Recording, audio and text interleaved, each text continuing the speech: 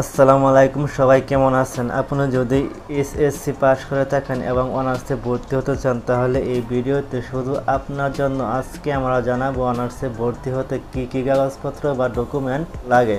এক, এসএসসি ও এসএসসি সনদপত্র বা সার্টিফিকেট। অনার্সে ভর্তি হওয়ার সময় আপনাকে এসএসসি ও এসএসসি এর মূল সনদপত্র জমা দিতে হতে পারে বা ফটোকপি। 2 number, marksheet. এসএসসি অথবা এইচএসসি উভয়ের মার্কশিট লাগবে। অনলাইনে প্রিন্ট কপি অনেকে গ্রহণ করে, তবে মূল কপির ফটোকপি নিয়ে যান। 3 নাম্বারে পাসপোর্ট সাইজের ছবি। সাধারণত 3 কপি পাসপোর্ট সাইজ রঙিন ছবি চাওয়া হয়, তবে বিভিন্ন বিশ্ববিদ্যালয়ের নিয়ম ভিন্ন হতে পারে। 4 নাম্বারে জাতীয় পরিচয়পত্র বা জন্ম নিবন্ধন। আপনার এনআইডি বা জন্ম সনদ যে কোনো একটি লাগতে পারে। আবেদন বা ভর্তির সময় এটি জরুরি হতে পারে। 5 নাম্বারে ভর্তি আবেদন ফর্ম। অনলাইনে আবেদন করার সময় যে ফর্ম পাবেন সেটির প্রিন্ট কপি অবশ্যই সঙ্গে রাখবেন।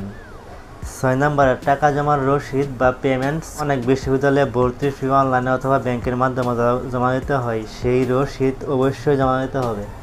7, গ্যাপ থাকলে উপযুক্ত কারণের প্রমাণ। যদি এসএসসি পাস করার পর 1 বা একাধিক বছর গ্যাপ থাকে তাহলে সে সম্পর্কে ব্যাখ্যা লাগতে পারে। কিছু ক্ষেত্রে এফিডেভিট দিতে হয়।